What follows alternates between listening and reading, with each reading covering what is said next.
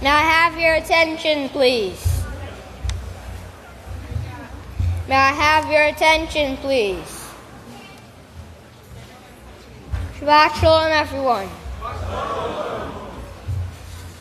My name is son of Yisrayl, future priest of Yahweh Hawkins. I would like to serve you forever as a priest starting very soon.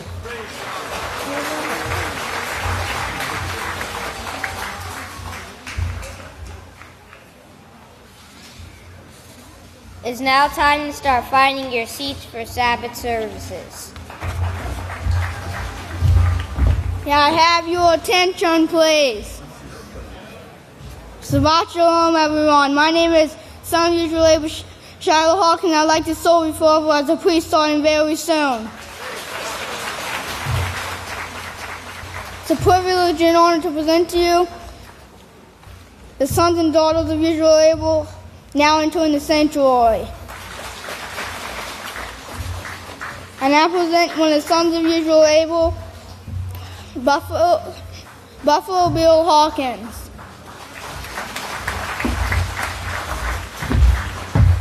Shabbat Shalom, everyone.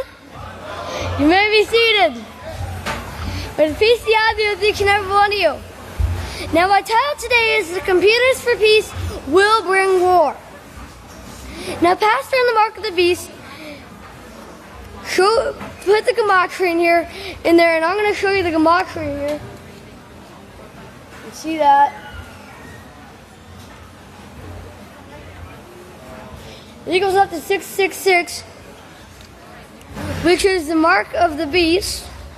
Now, in the Mark of the Beast, Pastor on page 149 talks about this computer for peace.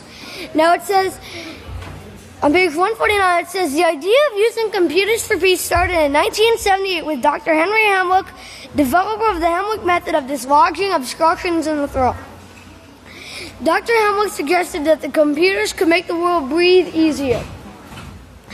In a Computers for Peace proposal, he asked then President Jimmy Carter and current leaders of Egypt and Israel to consider this proposal at a September 5th, 1978 meeting they were scheduled to convene. Now, those were the leaders of Egypt and Israel at that time.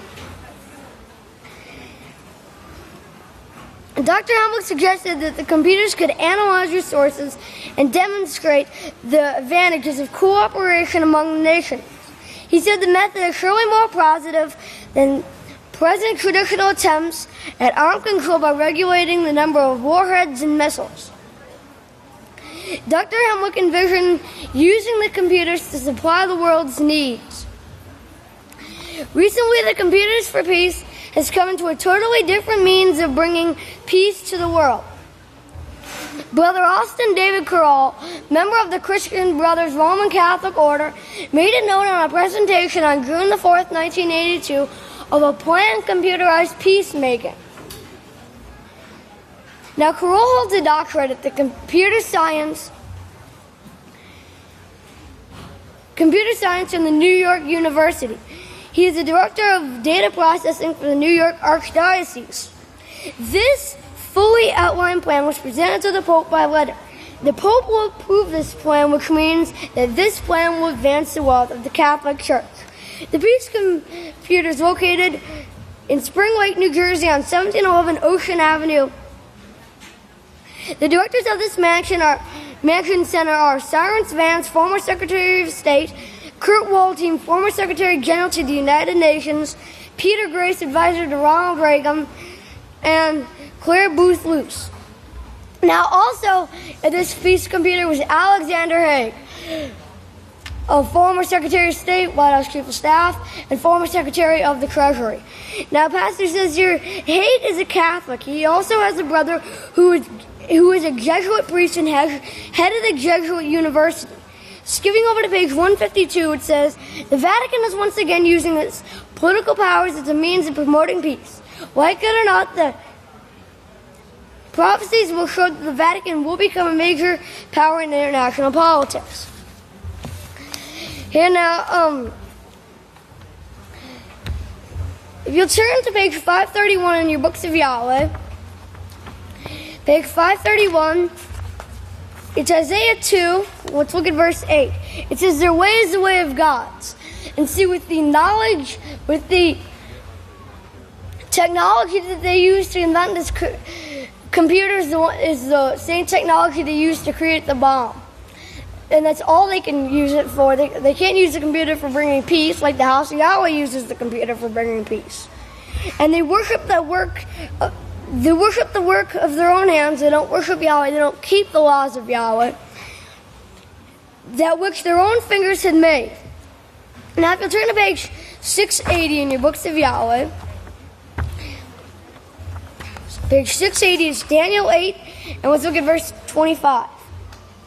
It says, and through his policy he will cause craft and deceit. That's what we saw in Genesis.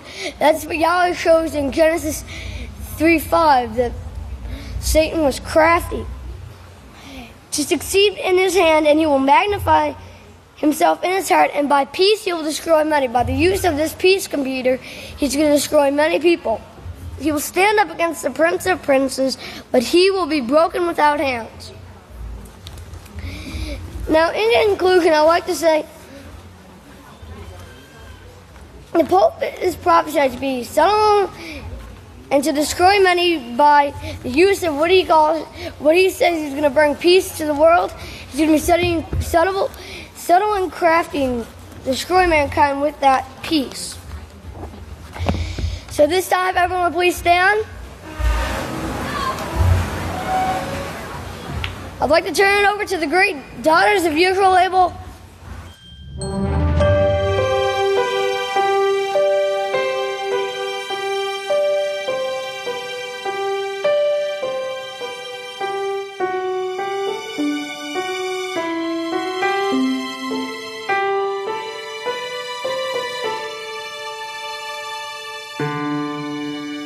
When you see the farmers making harness ready, mules from pastures putting them together, plows repaired and looking very fine, you sense the joy, the gladness, planting gardens, pruning vines and tilling soils, looking forward to that harvest time.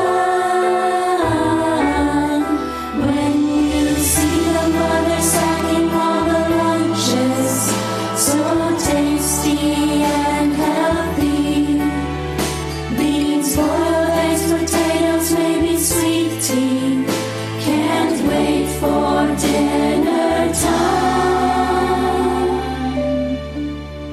When you see all of your fields so green and growing strong, red with sunshine, gold for harvest, purple blossoms sprinkled everywhere, you sense the joy and gladness of a family gathering to eat and sow all the fields, making ready for a great harvest time. Then you relax with all of your family, praising Yahweh for the joys of living, working with the righteous family in harvest time. When you understand the great plan of Yahweh, planting mankind on the earth He created, preparing His garden for food and perfect training.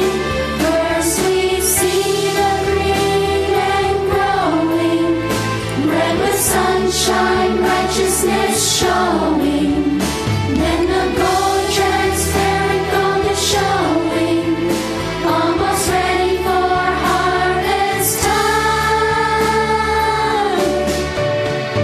When you see Yahweh's donkeys tethered to Yahweh's vine, and the donkey's foals tethered to Yahweh's chosen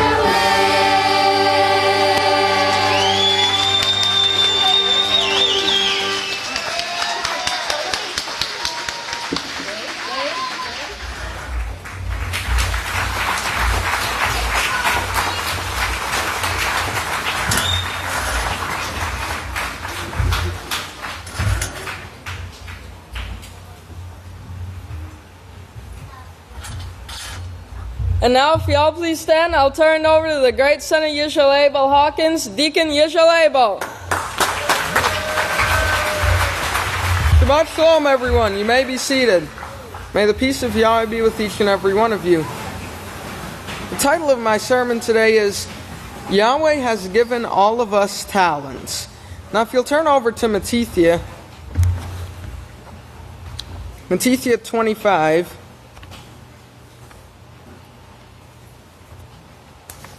And let's look at verse 14. And it says, "For the kingdom of Yahweh will be like a man going on a journey into a far country, who summoned his own servants and handed his possessions over to them. To one he gave 5 talents, to another 2, and to another 1, to each according to his ability, and immediately went on his journey." So he gives more to some, and then a little less to others, according to what they can handle, and the zeal that they put towards learning to love what he gives them, and increasing their abilities to handle higher jobs. Let's look at verse 16. It says, "Then he who had received the 5 talents went and traded with the same, and made with them 5 more talents. He who had received 2 did the same, and also gained 2 more. But he who had received 1 went and dug in the earth, and hid his ruler's money.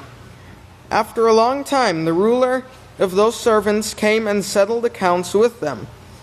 Then he who had received 5 talents came forward and brought 5 other talents, saying, 'Ruler, you handed me 5 talents. Behold, I have gained 5 other talents above those.'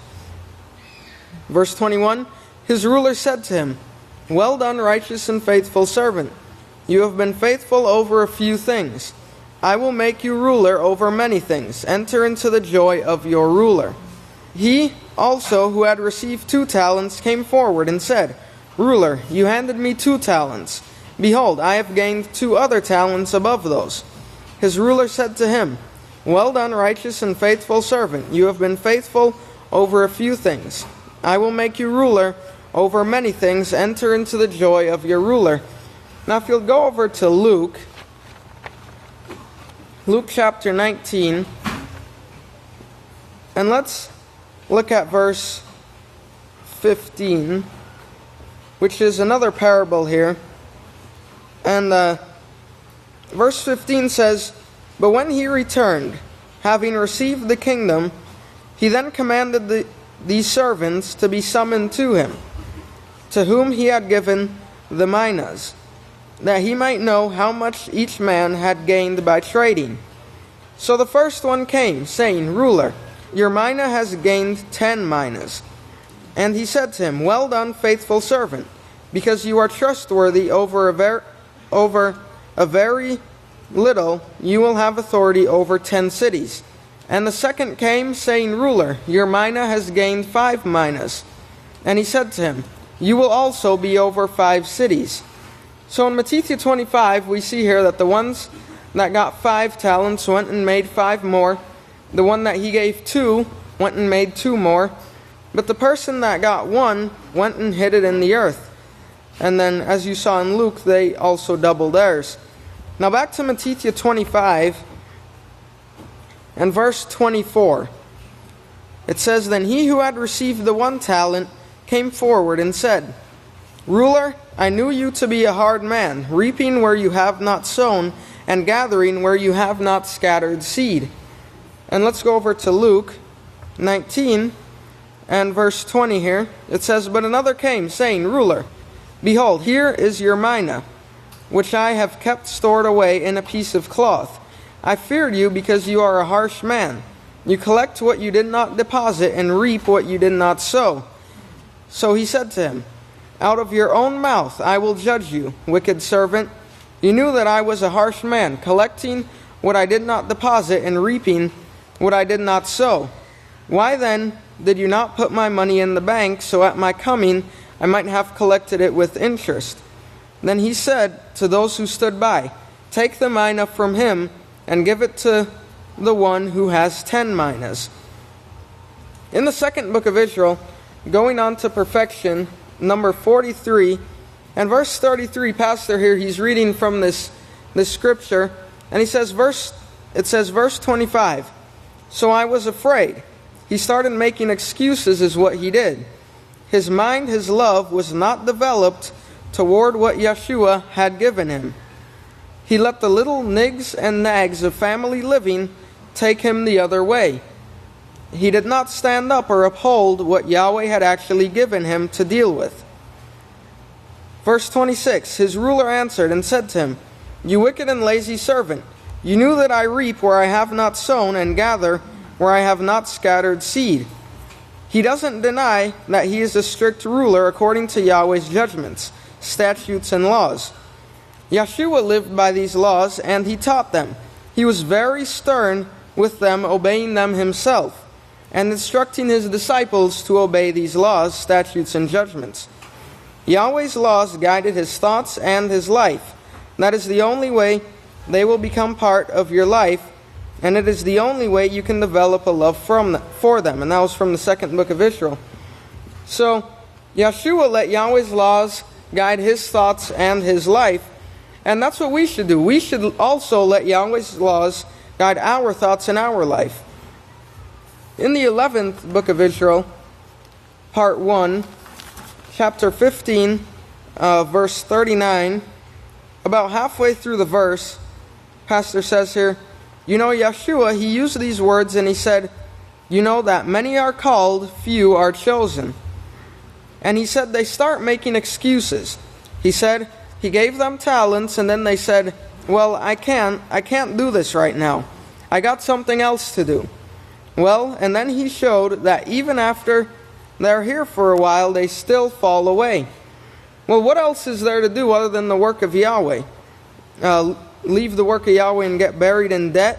There is nothing else that's more important than Yahweh's work. In the 8th book of Yisrayl, part 1, chapter 18, and verse 49, Pastor says here, well, see, you can't have excuses. Yahweh hates excuses. He wants obedience, not excuses. I know you were busy when you were asked to teach a class. You were sick. You had your throat hurting. So do I. My throat is burning right now. And I know you have all these excuses that you can do rather than learn the ways of Yahweh, practice teaching others, and so forth. You can come up with all kinds of excuses, but see, that doesn't put the oil in your lamp. You virgins that are lacking and sleeping and so forth. What puts the oil in your lamps is the studying, doing what you're commanded to do by Yahweh in the Holy Scriptures, studying and then putting it to practice, practicing this righteousness. So Yahweh hates excuses. He wants obedience. No excuses, only results. In a recent song on the latest CD, entitled It's Harvest Time, it's a song entitled Talents, and verse 1, the third line here, it says, since the beginning of our walk with Yahweh, He has given us talents according to what we could take. And now He's only waiting to see if we will produce or bury. And then in the chorus it says, so take the 5 that Yahweh gave you and make it 10 more reasons that He did. The 2 He gave you, make it 4, but don't stop there when you can make it more. So double them, triple them. Verse 2 here, it says, don't ever think you have a limit to all the ways you can serve. Yahweh put you here for a reason. There's always so much you could learn. The man and the woman, the young and old, they all have their place. Your actions add up now, and if you don't, they will be taken away from the book of life. Your talents too, and there's so much to do. So it said the man and the woman, the young and old, even the children. You know, your actions are adding up now. And in the responsibility unit, it says that if you're responsible, you know, you're going to receive more responsibilities, because you've shown that you can be responsible for those things. Let's go back over to Luke chapter 19 and verse 24. Then he said to those who stood by, take the mina from him and give it to the one who has 10 minas. But they said to him, ruler, he already has 10 minas. And I say to you, to everyone who has will be given, but from him who has not, even that which he had will be taken from him. So remember, double them, triple them, quadruple them. Don't bury them, but produce more, so that more will be given to you. And remember what Yeshua said in Luke. You knew I was a harsh man. Yeshua is strict with the laws, with the obedience with the laws, as Yahweh, or as Pastor said in the book of Yisrayl. So don't bury your talents. Produce more, double them, and don't stop there. And with that, if you'll all please stand. It's my great honor and privilege to turn the services over to the great Khan Ilya. Shabbat Shalom, everyone. You may be seated. Of course, following today's news, there's always exciting times with prophecies being fulfilled. And first up this morning, you're going to see President Obama. And notice his dress attire. President Obama speaking here, and he's saying that he's seeking, with this bill that he signed, seeking a peaceful way, a solution to Iran. And he's searching for that. But remember, back in the UN just a few years ago, President Obama himself acknowledged that peace does not come through resolutions and signing of bills. It's hard work, and it is hard work. And the House of Yahweh has always spoke out, letting President Obama know that we're here to help him, or any world leader, any person, any individual that wants to find peace. We're willing to work together as we're finding peace in our lives. So pay close attention to what he says. Also, the Syrian conflict, it shows how much more it has been growing, even though it's not been on headline news as much as some things in Ukraine and other parts. But watch, they go in, they show how much money the United States is making out of the misery in the Middle East, and it's in the billions of dollars. Also, a shootout at a restaurant here in Waco, Texas. Over 170 people arrested, 9 people murdered. And, of course, the police officer saying that this could take place in any state in the United States of America, and it truly could. So remember that the next time you want to stop off at a restaurant. Imagine how many people, 170 people were involved in that. I don't know how many people fit in that restaurant, but it had to be pretty packed. Also, Boy Scouts. Now, this was a group of people that were supposedly trained to teach boys to become men, but they're teaching and they're pushing for gay leadership. And they're saying that they better get it done before they're forced to do it by the government itself. And then Russia's embassy in Damascus was recently shelled. And of course, this is agitating Russia even more, because they're linking it back, saying that Saudi Arabia is the one actually behind this. Now, whether they are or not, and remember who Saudi Arabia gets their weapons from. They get them from the United States of America. So there's a lot of tension building here. Calls to accuse Saudi Arabia, you're saying America has a part into it, and that's some more of that friction taking place. Also, smartphones being hacked. They show from an article in Canada how they can get into your smartphone just through an app that you put on your phone. And of course, if you have a smartphone, just about all of us have apps, and they can get into your phones and they can spy on you. But how much more can this get into certain items? And if they can get something on your phone, how many people connect their phones to their computers? Remember what took place at the Pentagon with all this information being stolen, as we showed a few weeks ago with flash drives. A lot of information stolen. And then there's more articles out on police brutality. Pay close attention to the one in Virginia. It was Fredericksburg, Virginia. A man was having a medical emergency. He's literally incapacitated at the wheel. And they don't check to see what's really wrong with him before they tase him, shoot pepper spray in his face, pull him out of the car. His car runs over his foot, and then they realize he's having a medical emergency. So keep that in mind, because it's not the people, it's the system and the way they're trained. Now, they want to say where our officers aren't trained to behave this way, but we're seeing this all around the world, and it's due to an education or a lack of education in how to treat people. And then we go into the correctional facilities, showing, it actually shows a man die. So I want to warn you when you watch it, it shows a man literally in the last moments of his life as he's dying, and pay attention to how he dies and why he dies. And it's a lack of care for life. And I would encourage these people, there's a warden up in Delhart, Texas that we just showed on the news not long ago that said the inmates there were not a problem, it was the officers. And of course, that facility also has the peaceful solution training the inmates, and that's most likely why they're not a problem. It's the officers. And also, to close it out, once again, more verification. They're asking for the Bibles to be removed from the bedrooms, and they're tearing down statues of Pope John Paul in France.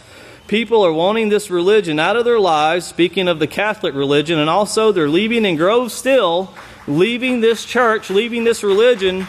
And I think a guy at the coffee shop says it best, they're leaving due to the hypocrisy that's taught in the churches. There's no peace in it. So at this time, if we could go ahead and play the news. Pay close attention. What you're about to see is Bible prophecy being fulfilled.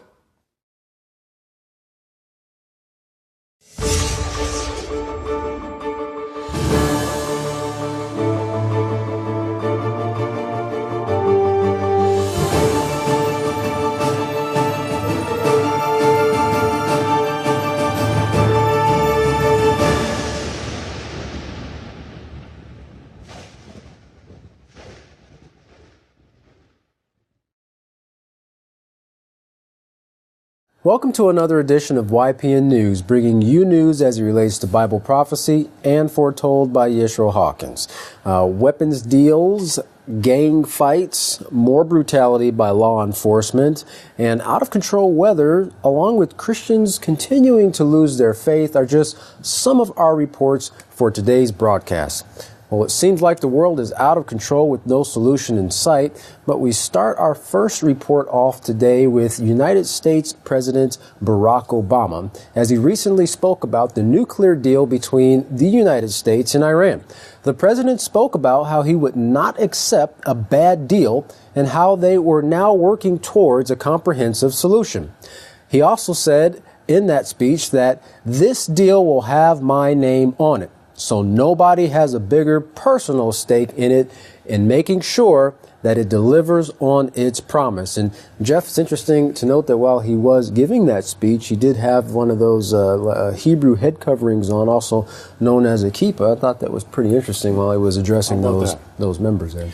Well, the terrorist group, also known as ISIL or ISIS, managed to capture over half of Syria. Now, they've also taken hold of the American weapons left behind by the Syrian government. Interestingly enough, this leads us to the America's involvement in the weapons trade market. Now, the United States is the world's largest dealer of weapons, and they've just approved a nearly $2 billion arms deal to Israel. $1.87 billion to be exact. Oh, that's a lot of money. Now, that deal includes 750 bunker buster bombs, 300 Hellfire missiles, 250 air-to-air missiles, over 4,000 glide bombs, and 14,000 missile guidance systems, which turns average bombs into bombs guided by GPS, so making them a little bit more accurate to hit their targets. Israel's order includes weapons they already have, which might suggest that they might need restocking after last summer's war in Gaza. Well, Israel isn't the only one buying up weapons. The Saudis are also on a spending spree, buying big, fresh from their bombing campaign of Yemen. Now, that nearly $2 billion deal includes Seahawk helicopters, radars, navigation systems, and Hellfire missiles. Qatar, another Middle East nation, purchased Apache helicopters, as well as Javelin and Patriot air defense systems. Now, that package, well over $11 billion. Amazing. Well, those Patriot air missile defense systems are in high demand, including by European countries like Poland, which is now in a multi-billion-dollar deal negotiating for weapons, citing their need of them because of Russian threats. Well, as the technology increases in warfare, so are the casualties. In fact, tripling from what it was 7 years ago. In 2014, for example, the number of casualties was over 180,000. And anti-war activist Brian Becker says Washington sees business opportunity in armed conflict. Interesting business. Business opportunities. Mm-hmm. That's right. Well, mortar shells have fallen outside of the Russian embassy in the Syrian capital of Damascus. One person, a Syrian security officer, was killed and several more wounded. Russia confirms that none of their diplomats or staff have been harmed. Experts believe that this is a result of Al-Islam army attack. a faction of which experts say Saudi Arabia is the main backer of. Now, this army is now one of the biggest rebel factions in Syria and controls a large part of Damascus. This isn't the first time that they've launched mortar attacks against the Russian embassy, but it was the first time that there was a casualty, and that being that Syrian security officer that we mentioned. That's right. Well, armed conflict is not just a part of the game international, but it is also very much a part of things domestically here in the States as well. YPN's Larry McGee has our conversation on America's internal violence and at least one factor behind it that is now officially on the verge of being accepted by the Boy Scouts. Well, Larry, what starts us off? The Texan town of Waco is back in the news again these days, but this time the citizens themselves are guilty of intolerance, with the ripple effect ultimately involving and impacting police officials as well. An all-out brawl between rival biker gangs started with a fistfight in the bathroom and spilled out into the parking lot of a local Waco bar. Before it was over, 9 people were dead, 18 injured, and 170 people were hauled off to jail, charged with a capital offense. Police officials are bracing for retaliation, calling the incident, which netted a cache of weapons including 100 firearms, one of the most gruesome events they've yet to witness. The great news, Waco Public Police Information Officer W. Patrick Swanson says, is that the same thing can take place in any state and in any town across the United States. Speaking on the subject of violence and what is increasingly being identified by scientific reports as at least one of its causes, homosexuality is now being openly embraced by the Scouts. The national president of the Boy Scouts of America made a point of making it clear that the Scouts must deal with the world as it is, and that its policy towards adults who choose to practice homosexuality must change.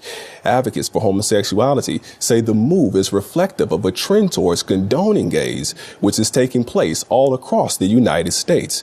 And the Scouts are simply doing now, of their own volition and accord, what the courts will force them to do if they don't.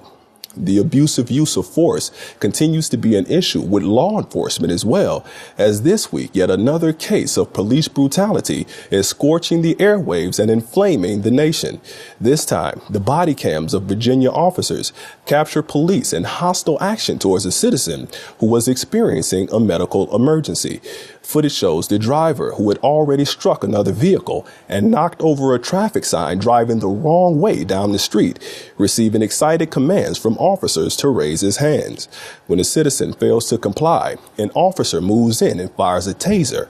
When that fails to be effective, the officer dumps a continuous stream of pepper spray into the face of the victim. At that point, the citizen, who was taken out of his car and spread on the pavement, where his vehicle then rolled onto his foot, before one of the officers finally begins to communicate with the citizen to discover the problem. The man weakly replied that he was sick. That turned out to be the truth, and the officer who decided to tase and pepper spray the citizen has now resigned. The lead detective, Captain Rick Pinnock, says the officer's actions were not in compliance with department policy or training, which requires officers to exercise appropriate restraint and good judgment in their dealings with citizens. Ironically, despite the mishandling of the emergency, the victim, who was eventually taken to the hospital, could still face charges. The use of force is also making headlines this week in other ways, as the activist group Human Rights Watch says mentally ill prisoners are being abused in detention centers all throughout the U.S. Their report describes inmates suffering at the hands of force, which activists say is excessive, unnecessary, and motivated in some instances by malice, and included in their report is graphic footage of abuses presented to support their claims.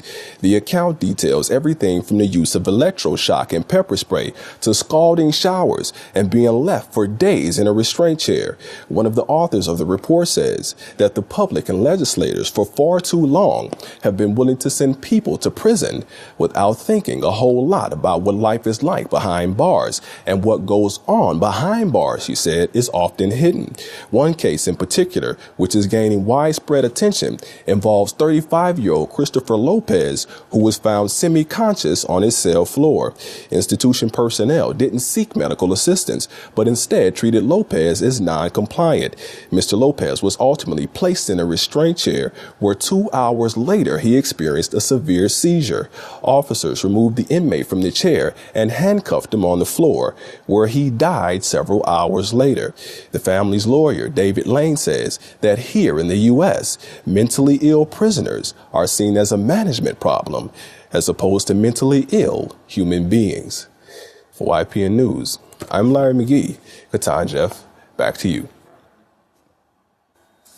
Certainly evidence that not only the inmates, but also the officers need the rehabilitation. That's right. Well, just about everyone these days has a smartphone and uses it not only for talking, but for work, banking, emailing, and pretty much everything else. So it's surprising for some that those personal apps and in their phones can be vulnerable to snooping by hackers, criminals, even spies. Now, top secret documents from Canada's Communication Security Establishment show Canada and its allies have worked to break into mobile phones of interest. Oh. In 2012, the company targeted online stores and computer servers that sell downloadable mobile apps, but not in their own countries, but elsewhere, such as Europe, Africa, and the Caribbean. They were looking for servers that could be used to secretly implant spyware into a suspect's smartphone. Now, some of the biggest names in smartphone technology, like Apple and Samsung, were among the brands targeted. Military experts say the spyware would only be used on prime suspects, or what they refer to as intelligence targets, not just everyone. Well, in other news today, the Southern Plains have been experiencing more flooding. Hundreds have already been forced from their homes with more rain in the forecast. For several days now, record-breaking rainfall has been pounding parts of Texas, causing dangerous flooding. Cars have been left stranded or submerged, while others left floating. Rain has been a welcome relief for the Texas state that's been struggling with drought. In South Texas, Corpus Christi, with more than 12 inches of rain, has made this the wettest May on record. Now, in North Texas, Lake Arrowhead was only about 20% full at the beginning of last year, but with the recent rains, it has nearly filled it. Yeah, that's a lot of rain in a short period of time. Well, the Wichita River is also rising rapidly, threatening as many as 200 homes. And Barry Levy with the Emergency Operations Center in Wichita Falls said, "We have been praying for rain for a good 3 years, and now that we have as much rain as we're going to need for the next 10 years, I think people are going to start praying for the rain to stop." Well, students at a British university have decided to throw the Bible out of their dorms. Aberystwyth University students feel including the Holy Book in bedrooms is inappropriate in multicultural environment and feel Christianity is being forced upon them. Now, almost 300 students voted for the move. The head of the university's Catholic Society doubts the decision will actually promote multiculturalism because he believes truly inclusive society beliefs must be shared rather than segregated. Well, Aberystwyth University is not the only place in Europe the Bible is being banned. One of Britain's largest hotel chains also decided to remove all of its Bibles from its hotel rooms in order not to discriminate any religion at all. Now, Ben Harris Quinney, who is the founder of a conservative think tank, feels such cases could mark some serious consequences for the country as a whole. That's right. Mr. Quinney said, "I think it's a great shame when traditions like this are abolished, particularly when it's abolished from so few votes being passed. We've seen this sort of thing occurring across the country, and Britain is a Christian nation," he says. Now, if we don't want to be a Christian nation anymore, then that is going to be a very serious change in our country, and it's going to mark a significant transition in the history. And across the English Channel, a French court ordered a statue of Pope John Paul II be removed, saying it violated the country's laws regarding the separation of church from the state. Now, the same law also prompted a court in Nantes to ban nativity scenes last year from public places. So you see, Katan, more of these people are feeling that Christianity is being pushed upon them, and they don't want to have anything to do with it. Well, that's interesting. Well, as we've recently reported, the number of Christians in the country is dropping sharply. The Pew Research Center released their findings in a report, and it said that America's changing religious landscape, which was what the report's name was. It says the drop in Christian affiliation is particularly pronounced among young adults, with that age group falling 8% in the last 7 years. Well, despite being the home to more Christians than any other country, the number of Christians in the United States is dwindling, and millennials seem to be leading the pack. Brandon Neely, in his 30s, said, "People are really interested in faith or spiritual conversations, but not interested in, let's say, church." Now, Neely blames religion's perceived hypocrisy. That's what he said, the perceived hypocrisy there. Divorces and anger. Or you go on to Facebook and you know people who are Christian that are slashing other people who are different than them. So they're saying their actions aren't matching up with what they teach. That's right. Well, Pastor Glenn McCarthy blames the church's lack of social justice stances for pushing away young people. He says for a lot of them, they are not really seeing how local churches are impacting the community and our nation abroad. So I think that's part of the reason why we're seeing the decline. The Pew Research Center says there are 3 million fewer Catholics compared to 8 years ago. Wow. Yeah. Well, Pew Research Center surveyed 35,000 American adults. It found almost every major denomination of Christianity has lost a significant number of members. Now, more than 1/3 of millennials now say they are unaffiliated with any kind of faith. That number is up by 10% since 2007. Well, for all those who have also been seeing the hypocrisy of the Catholic Church, Yisrayl Hawkins is inviting you to the House of Yahweh. Start your new journey by contacting the House of Yahweh and requesting a free prophetic word or monthly newsletter, which is packed full of Bible prophecies being fulfilled, scriptural truths that scholars have struggled with, and vital life-saving changes that will give you the peace and health you've been searching for. Here's how. To contact the House of Yahweh, you can write them at the House of Yahweh, P.O. Box 2498, Abilene, Texas 79604. You can call them at 1-800-613-9494. Or you can visit them on any of their websites at www.yahweh.com, www.yisraelhawkins.com, or www.yahwehsbranch.com. You can also email them at info@yahweh.com. And for any calls outside the United States, please call the number on your screen. Well, don't go anywhere. Up next, another informative message from Yisrayl Hawkins. From all of us here at YPN News, I'm Jeffrey Heimerman. And I'm Katan Alexander. Thanks for watching.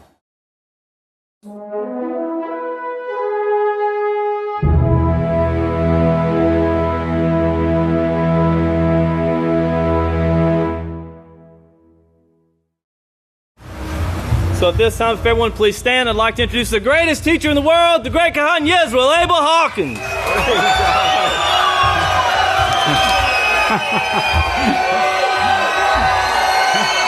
Man, where'd y'all all come from? We got a full house. Praise the Lord. All the way back to the back, too. Let's go. Praise Yahweh. You may be seated.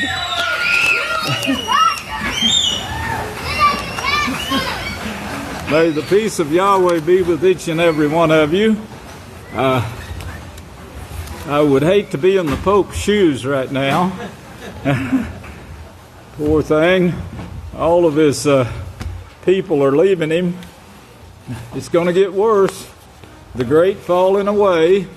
If anyone wants to read about it, you can. Yahweh's clapping hands up there too. Did you hear that? Yeah. Praise Yahweh. We recognize it, Yahweh.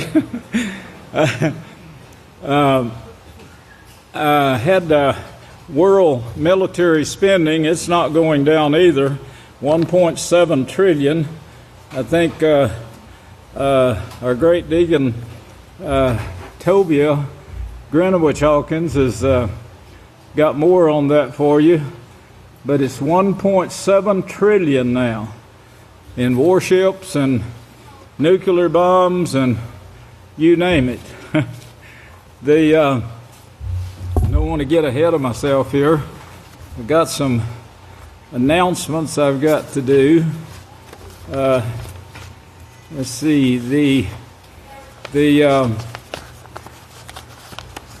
popularity of the House of Yahweh, if I can find it here. I think I've got it. Maybe it's covered up here. We were about 3 on Google last week. We were down to 6 before this article came out. This news article that we released this week. Yisrayl Hawkins calls on all religions to wake up and make drastic changes to end suffering in newsletter, pastor at the House of Yahweh, and so on. And we were down to number 6, and then somebody sent me another one this morning, and guess where we are now? You see that?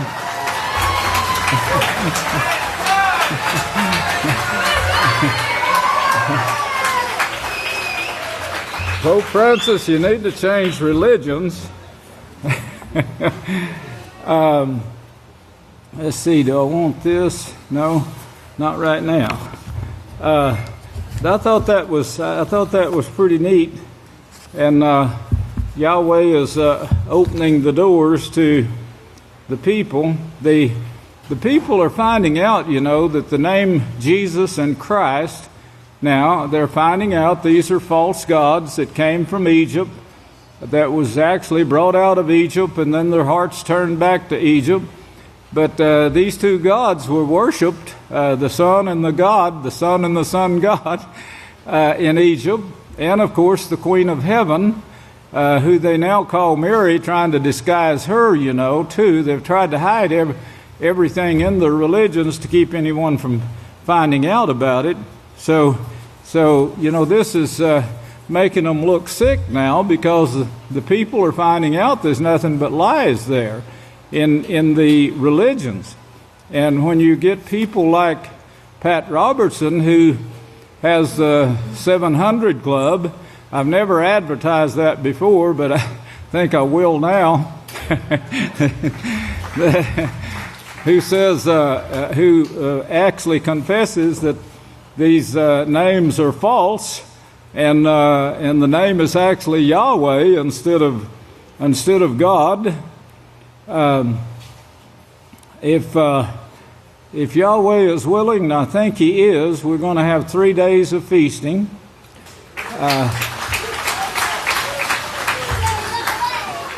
Which means we need help at the cafeteria, by the way. If you got an hour or so, or 2 hours, or whatever, check in with Ria Chikina or one of the many workers over there, and get us some help. Give us a helping hand. I hope to cover in this 3 days now, I hope to cover some very timely information. The president, if you notice, the president is also speaking the same thing we are. And of course he's suffering some flack. I don't know if you saw that or not, but there's a lot of news articles trying to justify Christianity and its murders down through the years. And if they search a little and search the history of Christianity, they're going to find out some truths that's going to shock them, because the same thing is going on with ISIS. They're kosher killing some people, I guess, from what they say on the news, with a knife. And Of course, if you know anything about kosher killing, you know it's pretty much painless except for that first sting. The Christians, they fed them to the lions, they fed them to tigers and things like this. Cersei came in and got the dead bodies that was left over from the great kills.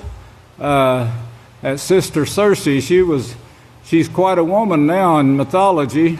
You know, she's actually has great power according to their mythology, which of course is a big lie. She had a pig farm, much like Jody Sparlin had in the land of Purcell.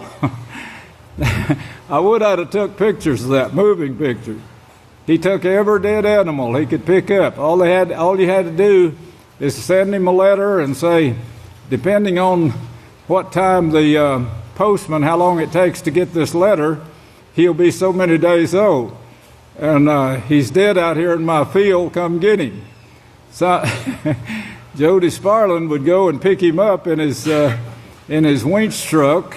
That was one of the first vehicles that was started due to the knowledge increase, gasoline vehicle. And he'd pick these animals up, take them to his pig farm, like Cersei did with the wagons, and feed them to the animals, just dump them off. And of course, they were eaten. This was still going on in Graham, Texas, to just a number of years ago, a few years ago. And of course, the pigs will eat anything. They'll even eat a buzzard. Dogs won't eat a pig, but pigs will eat a dead dog. You know, it kind of shows their, you know, what they were actually designed to do, and to clean up the earth. That's what they were designed to do. Well, Cersei helped them along, and of course, Cersei means church, and that's where they got the word church, congregation, a gathering up of dead bodies. And she'd take them, and now mythology said she turns her enemies. The enemies, of course, were House of Yahweh followers. They were ones who were following Yeshua and his disciples. And they were killed by the thousands. Some historians say billions were killed. And of course, the Muslims who came later from the scriptures, of course, the Muslims, they had a little bit of knowledge, still do, and several other groups besides them had a little bit of knowledge. I was reading one this week that the difference in them and the Catholic Church, and the reason the Catholic Church hated them was because they believed in a resurrection. They believed in righteousness versus evil and death. And of course, with the Catholics, you know, you never die, they say. Well, that's the lie that Satan told in the beginning. And the Savior called her a liar and says she lies about everything. And she does. The Christianity is full of lies. Santa Claus comes down the chimney. There's their number one lie. No, their number two lie. They got a number two lie that's actually topping that one. That's Halloween, that the Pope wants to name Holy-ween. Holy-ween now. Maybe they'll name it Holy Wiener and put some pork wieners in there, you know, for the children to get a hold of, to give them some of these spirits that's inside them. Wow, what a treat, huh? Well, the history of religion now, it's being brought out and by the president and the Crusades. And he's bringing out this. He didn't bring out much. We have covered much more than he has, and of course he's suffering some of the hatred that we have suffered because of telling this truth. But everything we put out, we can back up with history, and they know it, so they don't challenge us, because if they challenged us, we would present in court, you know, their courts. Here's where we got it, right here. They wrote most of this themselves. Well, when did all this persecution or crusade start? Started a long time before they admitted in history. They say 410 to 430 AD. Well, they're lacking a few thousand years there getting their history in. Why did it start and what will stop it? We know, and we're going to tell it, Yahweh willing. I was supposed to mention about the raw peanut butter. They're saying on the news that it's a great, there's Beelzebub back this morning. The raw peanut butter, I don't know if you've seen it on the television or not, but it's they're advertising that it helps you to lose weight. I don't know of anyone here that needs to lose weight, but if you do, they say instead of eating that big steak of a night before you go to bed, try a little bit of raw peanut butter and some crackers. It kills the appetite. You sleep like a baby. Your stomach doesn't have to fight what you put in it before you went to bed. It takes this readily. And don't forget to take your honey immediately before you go to bed. Your liver, if you take a tablespoon of honey before you go to bed, your liver will latch on to that honey. Honey and butter shall you eat. Remember that. And salt. Take salt and sugar. Sugar. Yes. That's what the doctors give you when you get rid of those things out of your body and you go to the hospital. They start supplying you with a solution of salt and sugar. Don't forget the sugar. Don't forget the honey. But your liver will latch on to that honey if you take it the last thing before you go to bed, just a tablespoonful, and it will heal itself with that honey. It uses it to heal itself. Most people get trouble because they get cirrhosis of the liver. Of course, that cirrhosis of the liver is caused by, you should know this by now, STDs. Yes, they're actually bringing this out now. The scientists are proving, yes, it's caused by STDs. So is cancer. What did I tell you 40 years before they told you? Well, this is a wonderful thing. I was trying to think of a man's name, Lester Williams.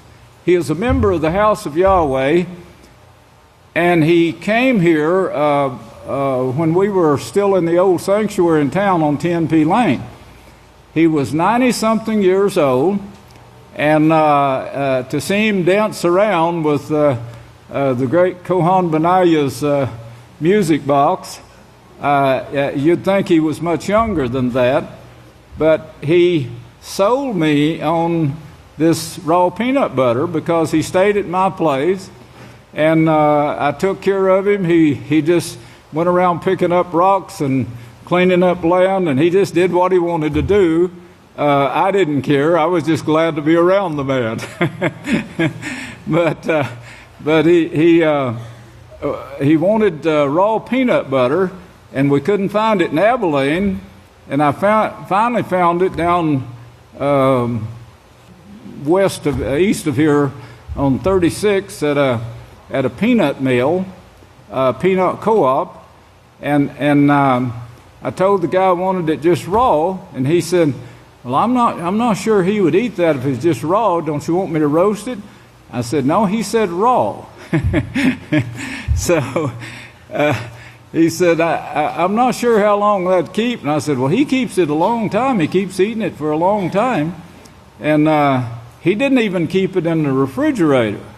But it kept for a long time, and it had all the ingredients, that protected the peanut butter.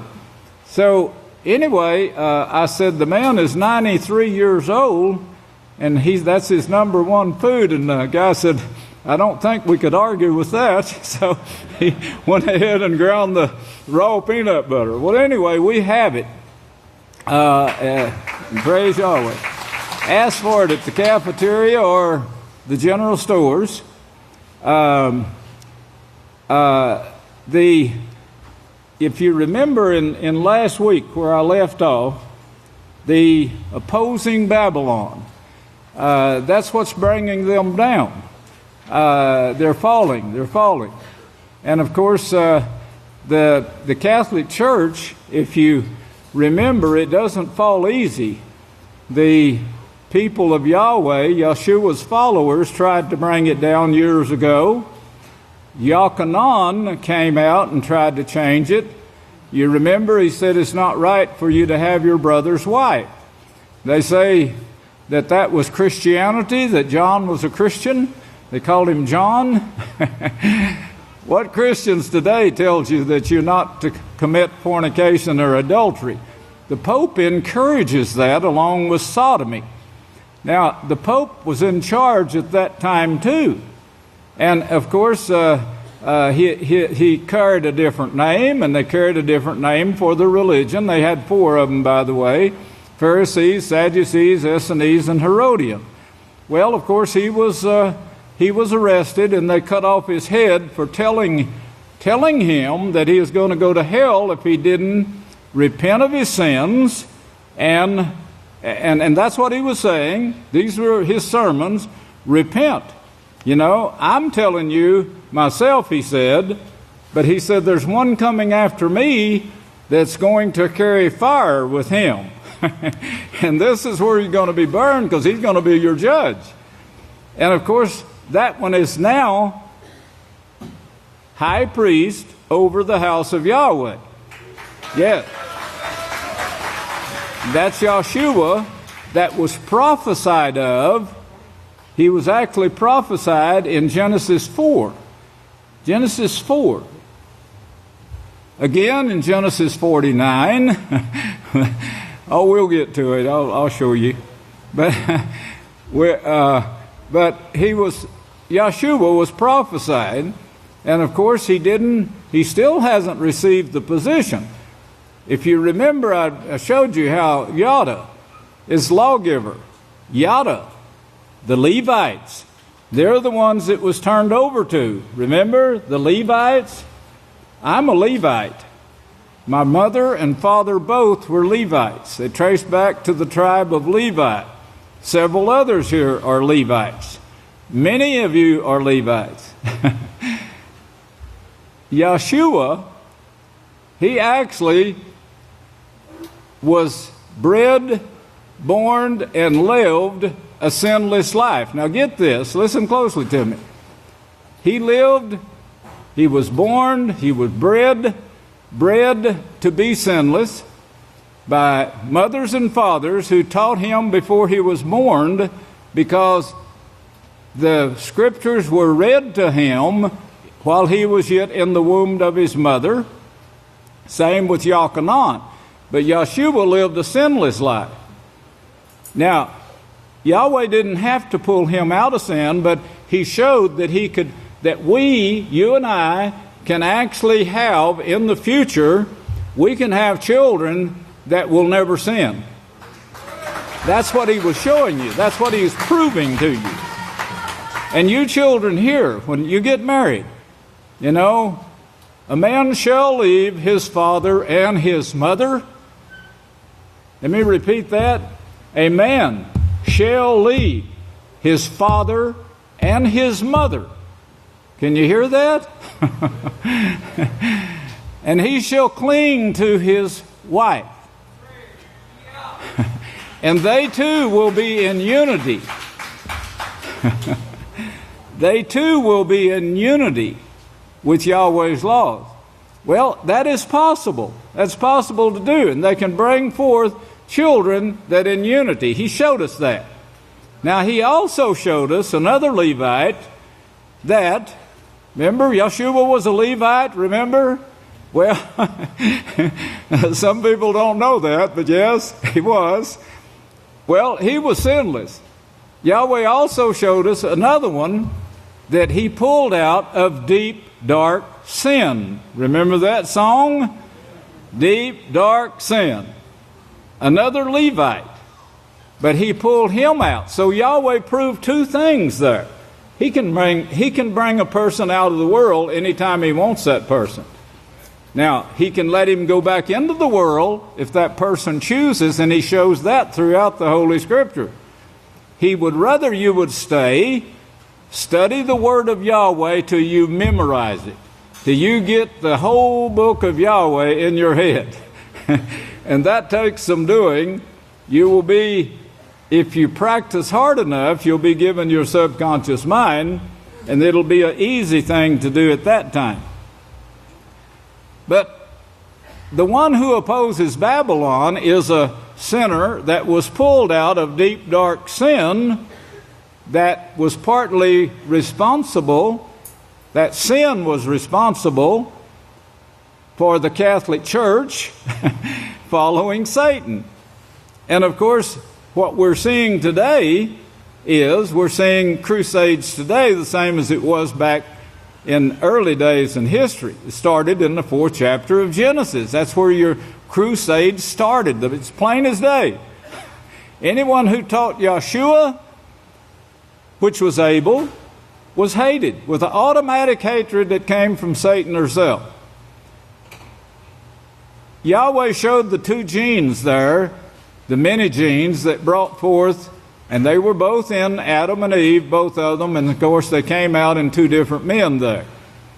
And people think, well, these were just boys, but no, there's 140-something years old, 128 years old, been living, having children. The earth was pretty much, that land area there was pretty much populated. And yes, the children were being born by leaps and bounds by healthy people and who lived long ages at that time too. But in the Crusades, if you remember the Catholic Church, they was going down at one time.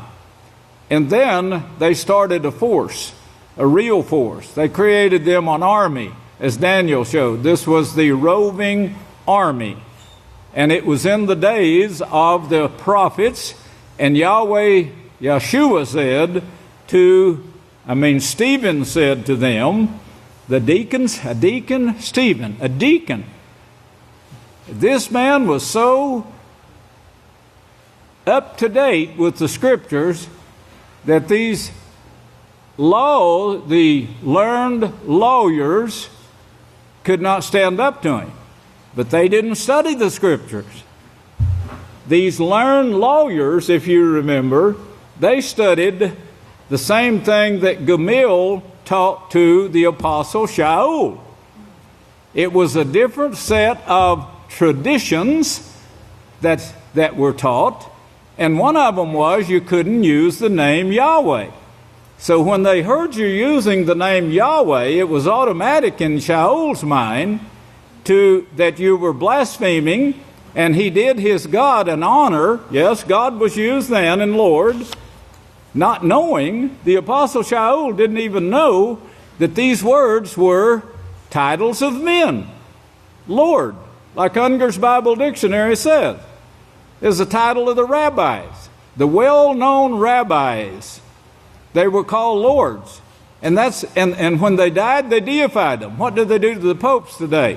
What did they do with the Coptic religion in Egypt? There's more being told, you notice, about the Coptic religion now. The Coptic Catholics, they call them.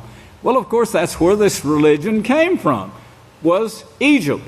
And in their hearts, they turned back to Egypt to worship these gods and, of course, the Queen of Heaven, as the prophet Jeremiah said.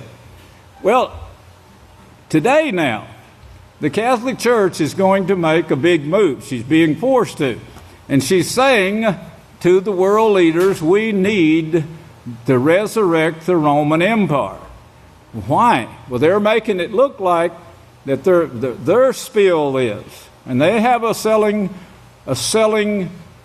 form of propaganda that they're dishing out to these nations. There's some articles I want to read, but I don't have time to read it today. But Russia now, the Pope is going to visit Russia.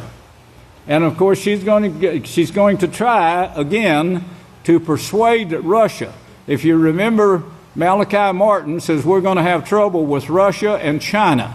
And he says Russia is a teddy bear right now, but she could turn into a grizzly overnight. Well, she has. And Putin said, don't fool with our religion. And then he said again, a grizzly does not have to ask permission. And they were wanting the Pope or the Catholic, the Vatican, to give them permission before they acted on anything, to do what the Vatican said. Well, he turned them down on both accounts. Well, now the Pope is trying again. And of course, they may give him like the I forget what they even call them, the gangsters that go and say, we'll protect your place. Mafia. They're much like the mafia. They'll give him a deal that he just can't turn down. And of course, they'll show him what's going to take place, like they've showed many politicians here in the United States and, of course, in other countries. If you do this, we're going to put you out of office. And, of course, they've put them out of office. They bring charges against them. You know, they have it all set up in advance to do so. They won't go down easy. Babylon will not go down easily. They're going to use the quartet, as the Scripture shows. They're already using it right now. The United States, what do you think? Why do you think these trillions of dollars are being spent on weapons of mass destruction? And why do you think they're being sold to certain nations like Saudi Arabia and Israel, but now they got others that they're including? Why? These people have become the allies. What for? Great wealth. Well, now the news media and the intelligence from other countries are saying, what is it that's going to profit? What big organization is going to profit by the Palestinians becoming a state? See, this was the latest thing. The Pope recognized the Palestinians as a state. It doesn't exist yet, but it will. But why? And what? And the intelligence, they want to know, what big business is there here that's going to profit from this? Because they know what it's about. Hurt not the oil, of course. Well, if you remember, they discovered a huge oil field right there just off of the Palestinian state that don't exist. A huge underground oil system that could supply the world for so many years. Well, this is also included, you know, and the petrodollar is included, and all of this is shared, of course, like the Crusades. The Crusades, they were put on for money. And the popes would say, and this is history, I'm not lying to you about what it says in history. I've corrected a lot of history, but this is true history because too many people say the same thing, too many historians. The popes would come out and say, stop fighting among yourselves, meaning they was fighting among their own selves. If you remember in Israel, this went on. The tribes, when they left Samuel and got them kings, they wanted a king. Well, all of them didn't want the same king. So others got kings to fight their battles for them. So they all wanted to be protected or to build a tower so they wouldn't be scattered. So this particular group would not be scattered. They'd be their own group. Well, of course, they're finding out now that didn't work. All they created was a bunch of continual war among the kings, in the nation of Israel. Well, of course, as Israel spread to other nations, which Yahweh said in Genesis 49 that it would spread to other nations. Take this profanity to all the world, to all nations. And then he said, I'm going to spread you out into all countries where I will scatter you, he said. Well, it wasn't him. He was just predicting this is what it's going to be. And that, of course, is what sets Yahweh apart from the gods. The gods cannot foretell the future. No God has ever been able to foretell the future. The only gods that were able to was the ones that a prophet of Yahweh told the future, and they went and told it to someone else. But they can't foretell the future, and neither can they tell neither could they tell what makes you sick and die. Satan says, no, you're not going to die. Apparently, she was too stupid to know that they were going to die. And this would put her to shame. But nobody remembered it. Why couldn't they remember that Satan said that? Why do they forget everything that Satan says, and are lies? Because the world is full of lies. When they go to the Catholic Church, why do they forget the lies that she's telling right now? The lies of Halloween that is condemned in Isaiah 65:5. The lies of Christmas that's condemned in Jeremiah 10. The Queen of Heaven that is condemned in Jeremiah 44. I'm telling you the King James Version because there's many still got King James Version. I urge you to get the Book of Yahweh, and then you need the program, Yisrayl Says program, and you can look up, you can type in any subject, and in 5 minutes you can have the answer to your question. Yeah, it's that easy. Even I can do it, and I don't even know anything about computers. But it's very helpful.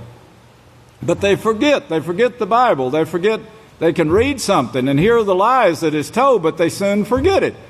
And the next generation don't remember anything about the generations before them. And this generation, they say, they're telling us now, and this is a true test now, but they say man's attention span, that is the children, the younger generation, is shorter than a goldfish. That's right. Their attention span is shorter than a goldfish. A goldfish, and they proved this and showed the goldfish, I believe, went up to 6 points attention span.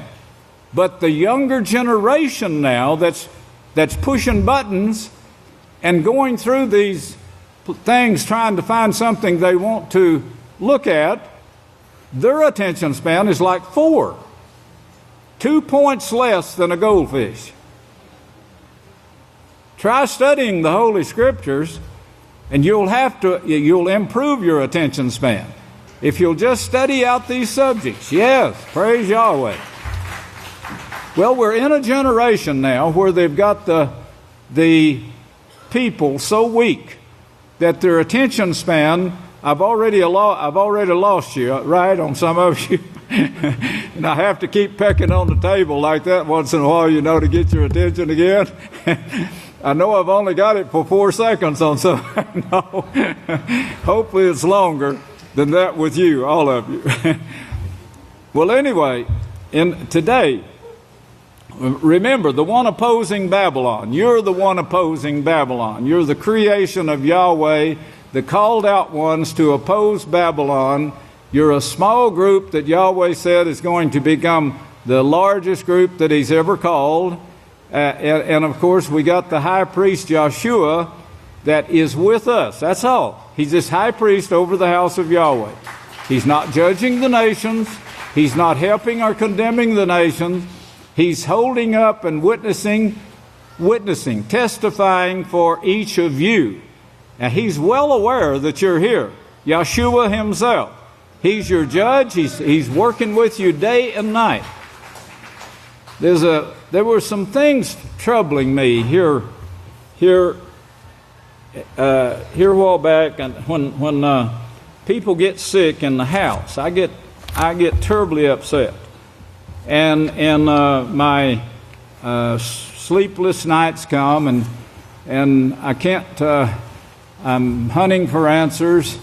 And this was bothering me, plus some other things. And then about a week ago, on a certain date that the great Kohan Benjamin Krause Hawkins will bring to your attention on the last great, Pentecost. That's the last great day of this feast. He'll bring this to your attention. But on a certain date, Yahweh sent me a dream, and I knew it was of Him. But the last thing, before I woke up, and I woke up just a little bit before the alarm went off, but I had this dream that I was in a car driving.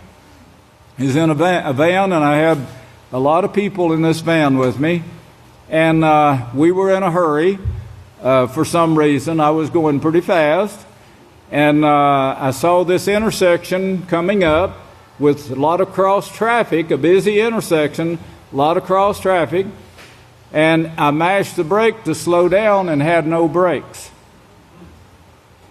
Well, if you were in that particular situation, you'd know you was helpless.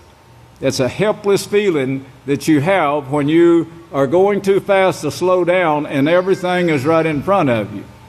Well, I could also see a bunch of posts. They were posts about as tall as this podium, and they were large posts, like you see on the coast. And then in front of those posts, you had to zigzag to get through them, which I did.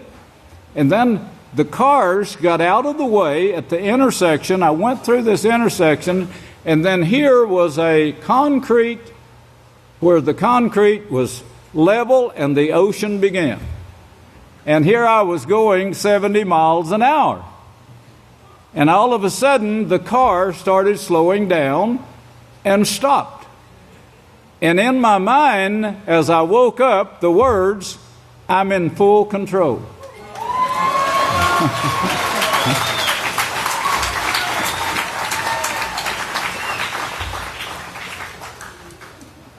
Of course, I knew what Yahweh was talking about because I knew what I had went to sleep with that night that was bothering me so, and had a restless night. And of course, when I got that, I said, okay. And I didn't worry anymore.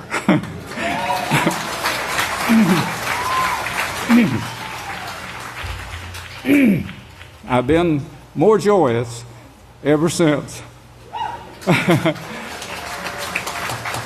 Well, Yahweh can foretell the future, and He is in full control, and He's going to bring His house through. He's going to protect you just like He said He would.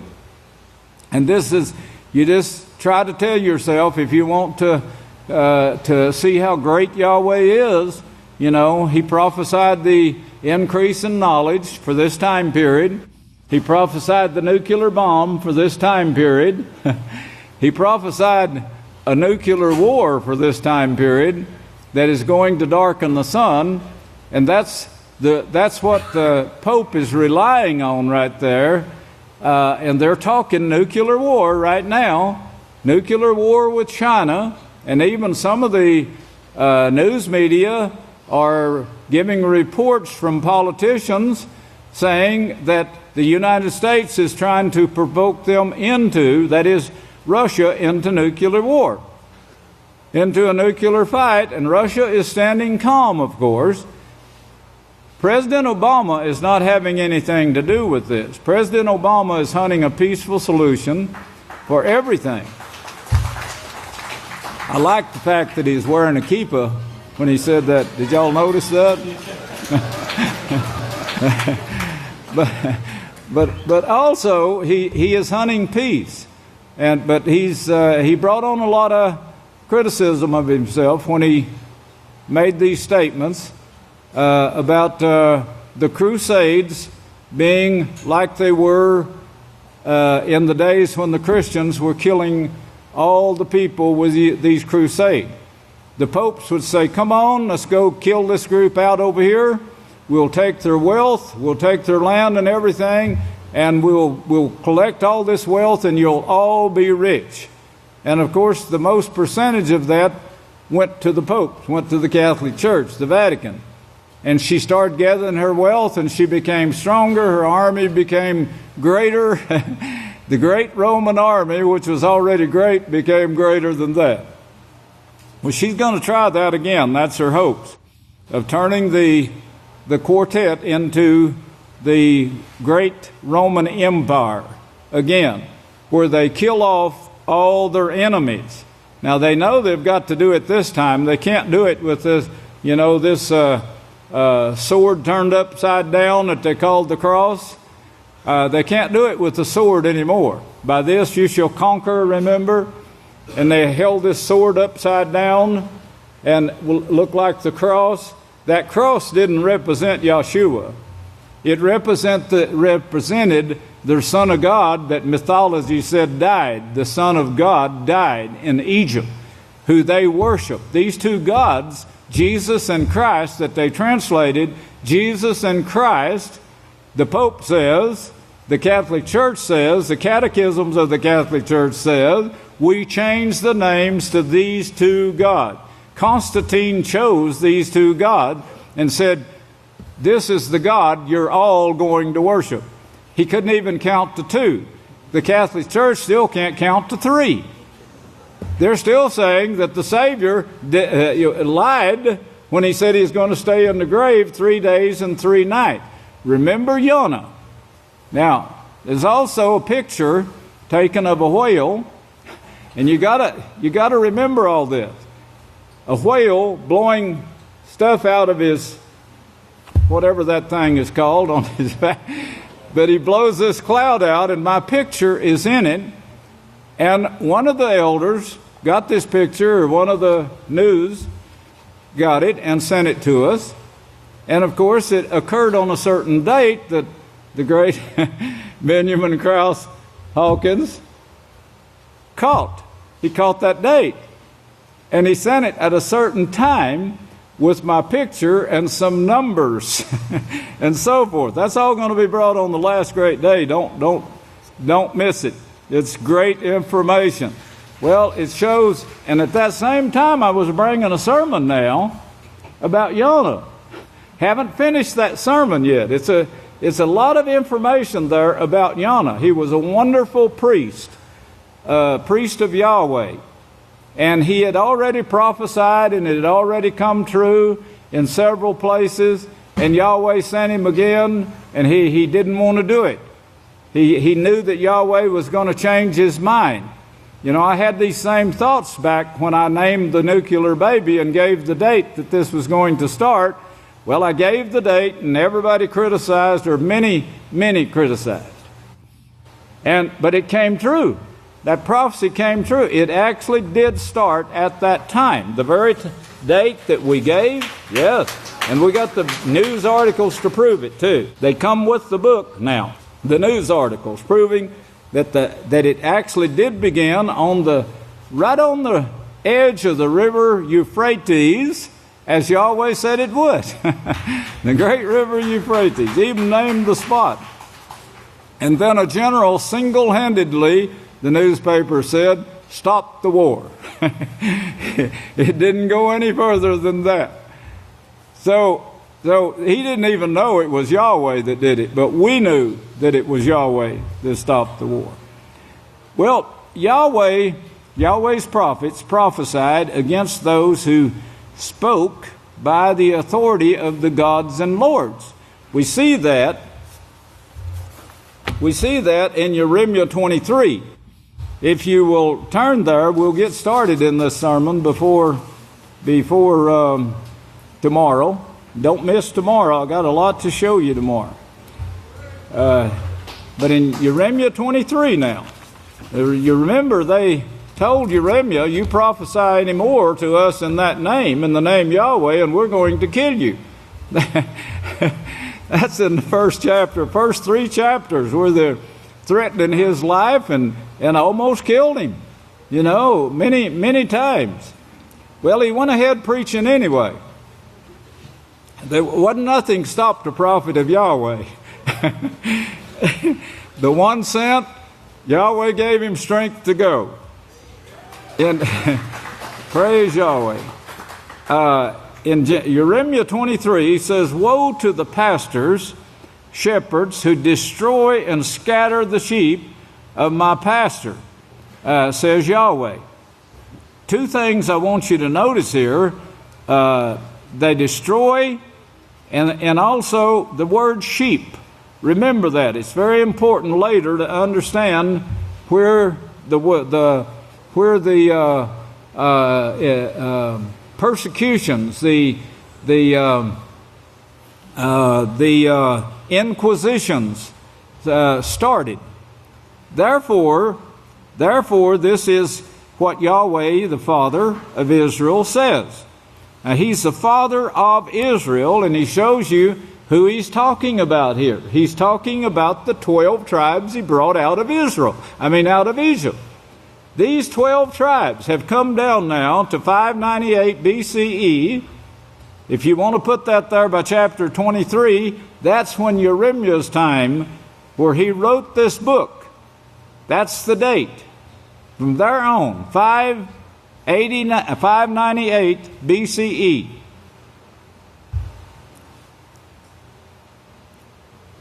Therefore, verse 2, therefore this is what Yahweh, the Father of Israel, says.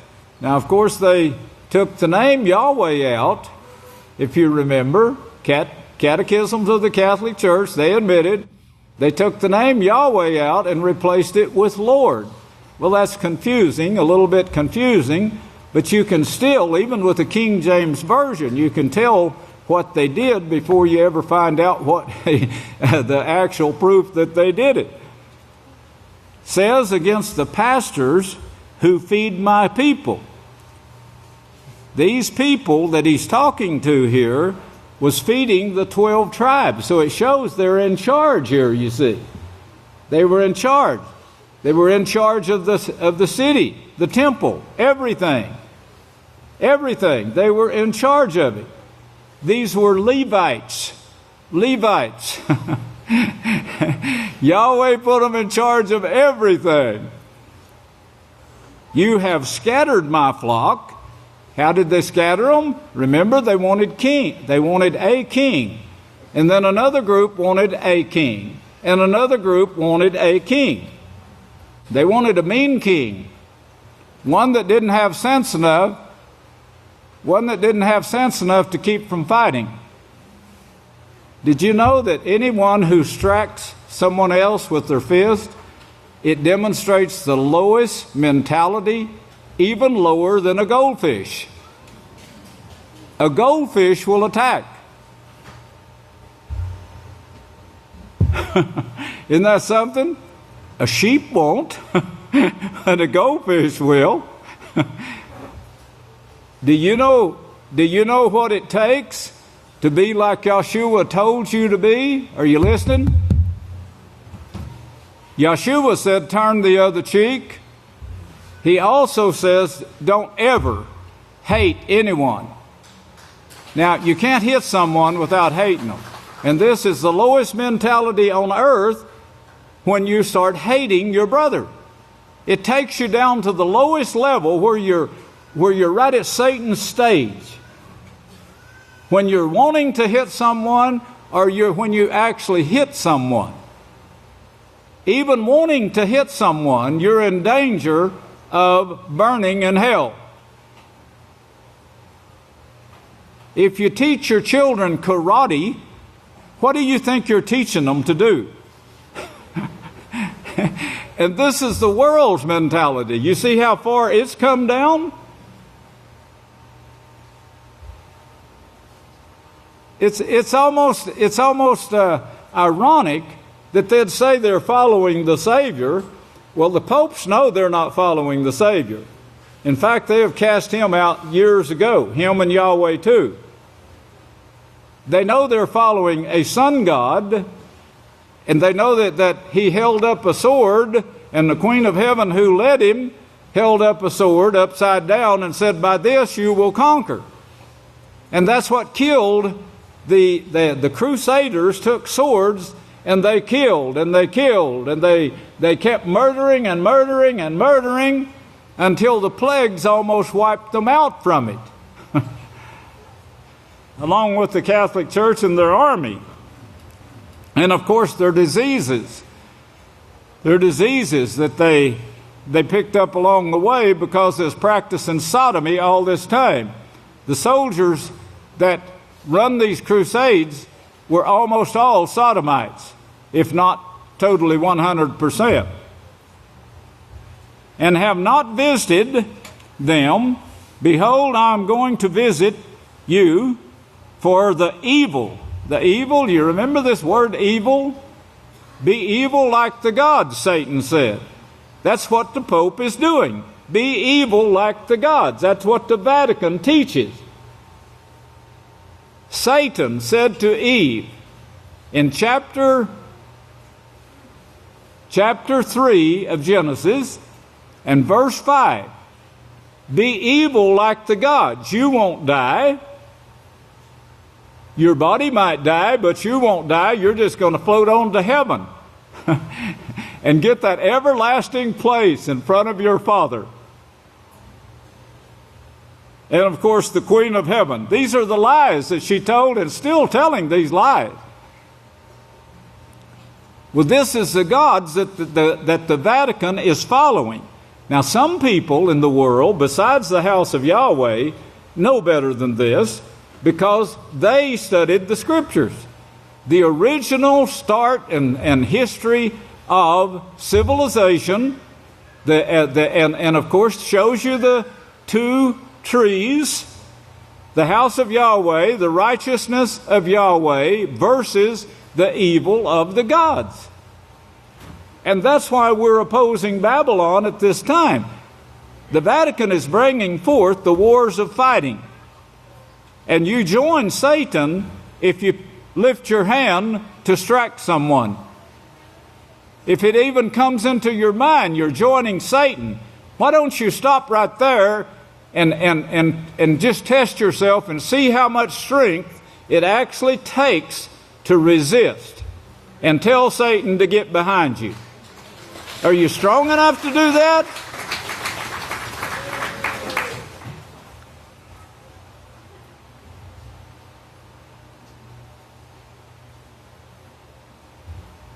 It takes a lot of strength, righteous strength, to resist fighting and to obey Yeshua, who is your high priest and judge right now over the house of Yahweh. High priest and king. And he tells you, no, don't hate your brother. Love your brother. Love Yahweh with all your heart and your neighbor as yourself. And you let hatred enter in, you need to try to stop right then. Stop right then. Don't go any further. Don't touch the person. And see if you can actually do it. I'd rather slap myself than someone else. Won't you try that? The next time you want to slap your brother, slap yourself. Slap yourself hard enough to remember it. Don't too hard, not knock your teeth out or anything. I'm just trying to get you to think.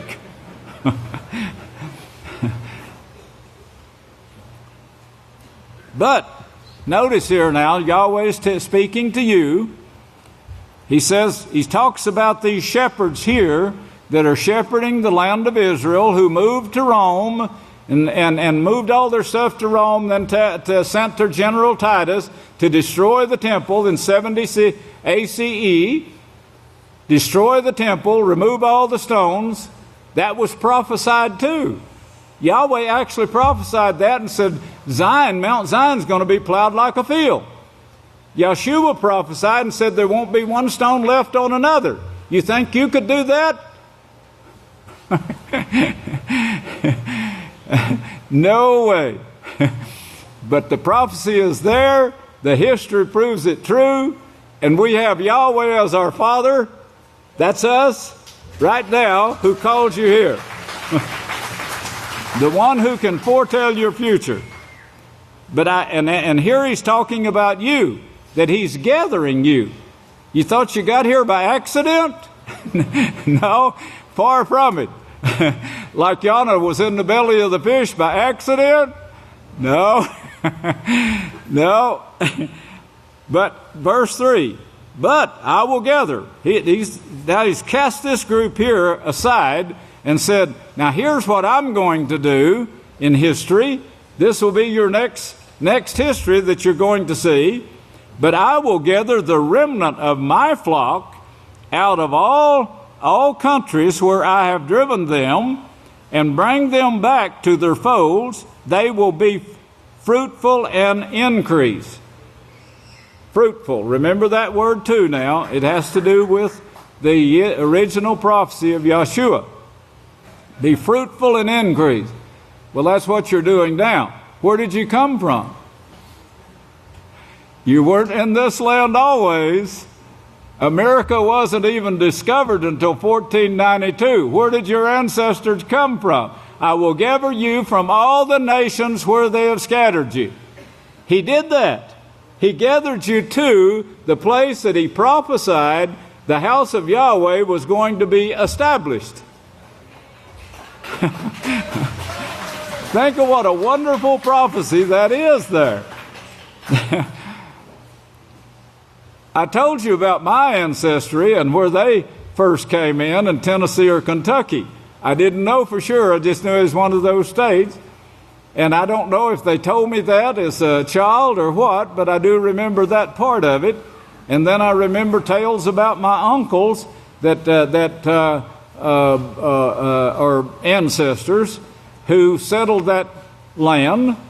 They owned slaves at the time, and they treated them like brothers and sisters. I remember it. And they came to Texas with them when they migrated to this country. So a little bit of righteousness had to be in my bloodline somewhere. This is one of the things that separates people. Of course, everything separates the world today. Color, the language, the way a person combs his hair, the way a person ties his shoes or whatever, or the way a person speaks and the things he brings out. All of that separates people. You can find many thousands of things like Barack Obama's finding out. Don't mention Christianity and our crusades, or you'll find out the hatred they still have, and now they want to kill Barack Obama. It wouldn't surprise me if they don't try. Well, that's the hatred in the world. You can't have that hatred. You've got to love one another. And you all came, you came from, of course, the sons of Noah. Noah and his sons. Noah is the one that built the ark, remember? You all came from that place. You were scattered into all nations, your ancestors I'm talking about, but you were gathered. And that's what Yahweh says he's going to do here. I'm going to gather the remnant of my flock. Now, that's speaking of a certain time period. You see that? I just told you, America wasn't discovered till 1492. The house and the one who would establish the house wasn't born until 1934. So he gathered your ancestors here. He gathered you. And he tells you when he did that.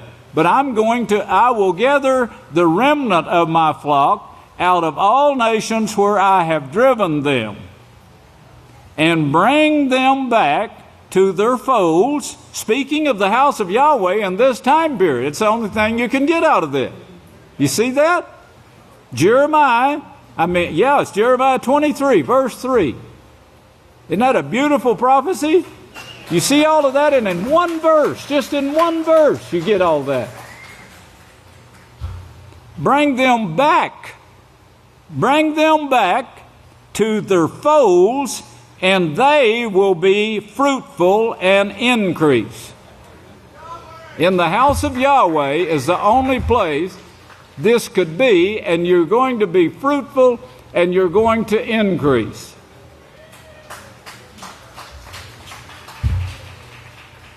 And I will set up shepherds over them. Now, this means counselors, of course. And as Deuteronomy tells you in 12, go to this place where I choose, and there I will give you counselors or priests, and they will teach you the law and do what they tell you to do. Do what your counselors tells you to do. Don't turn from it, from one side to the other. Why would he tell you that? Even if they're wrong. If you think they're wrong, you need to ask another counselor or ask me. And if we tell you the same thing that your counselor does, you got time to make up your mind. But you can obey your counselor. and set your mind to do so. But if you have a thought that it's breaking Yahweh's law, come to Moshe at the top of the group. Remember, captains over tens, captains over 50s, captains over 100s, and so forth. But Moshe always had the final decision to make. And he would tell the counselors, you're wrong on this. If you're wrong, he'll tell them, you did right. Stand your ground. I will set shepherds over them. Shepherds. This you got to remember this word shepherds now.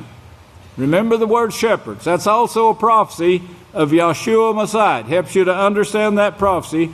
Over them, who will feed them. They will feed them. Feed them. What do we do here at the House of Yahweh? Don't you come here and eat? Do you come here and help us prepare the food to eat? If you don't, you're falling short. Help us. And they will fear no more, nor be dismayed. The only reason that you would stop fearing is to understand that Yahweh and believe what Yahweh says. I know we have enemies. Yes, some of them are even planted here today, I'm sure. Enemies in the house. And sent here to spy and so forth. We've always had that going on. But there's no way you can fight Yahweh. He knows. As he assured me in this dream, I'm in full control.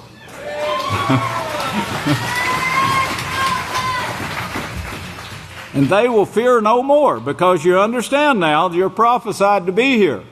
And he says here that he's gathered you here. Neither will they be lacking, says Yahweh. Behold, the days come. Now this is all speaking of us. Behold, the days come, or will come, if you want to put it that way. The days will come, says Yahweh, that I will raise to David a righteous branch. Well, here's the word branch now. And most of you I know this word branch and know who it belongs to. Yahweh specifies in no uncertain terms that that's his last day's witness called the branch. And he gives it over and over and over in prophecy. A righteous branch, a righteous branch.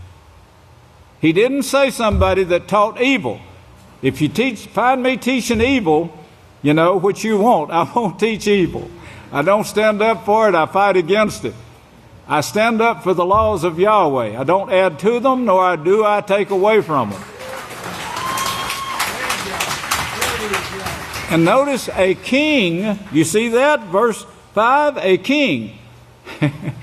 Not the kings now of wickedness that ruled over the Crusades and stuff like this. Over the lands of Israel and their divided tribes that went to war and continuous war in Israel. A king will reign over them.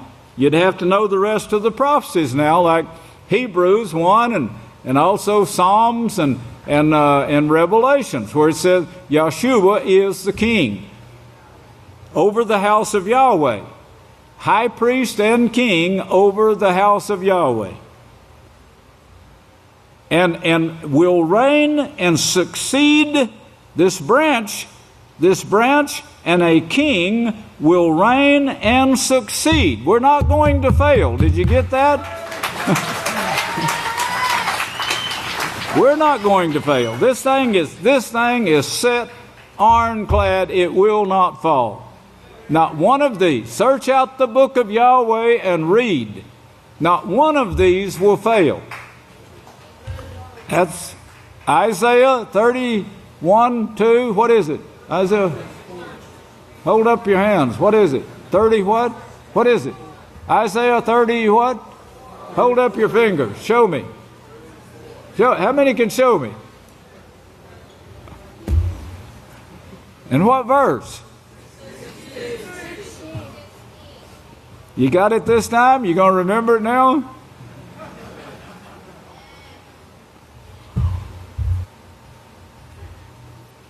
Reign and succeed, and will execute judgment and justice in the earth. I don't know if you caught that or not, but we're going to take over the governments of this earth, is what he's saying here. Did you get that? We, you and I. Yes, we will take over the governments.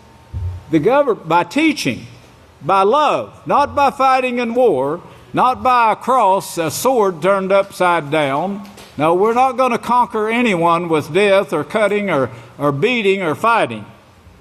Justice, we will bring judgment, Yahweh's judgments, and Yahweh's justice to the earth. Hey, brethren, Yahweh called you for a big job. It's nothing small about this job that He's got in mind for you. It's something that you really need to set your heart to.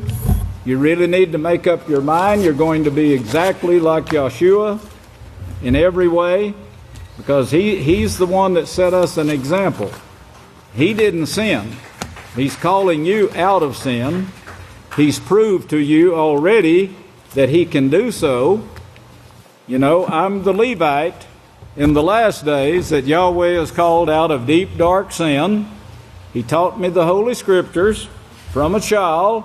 Maybe before I was even born, there was things put in my mother and dad that helped to bring me to wanting, desiring with all my heart to just, I could sit and study the Scriptures, and that would satisfy me. A day is 20 minutes long when I can study the Scriptures.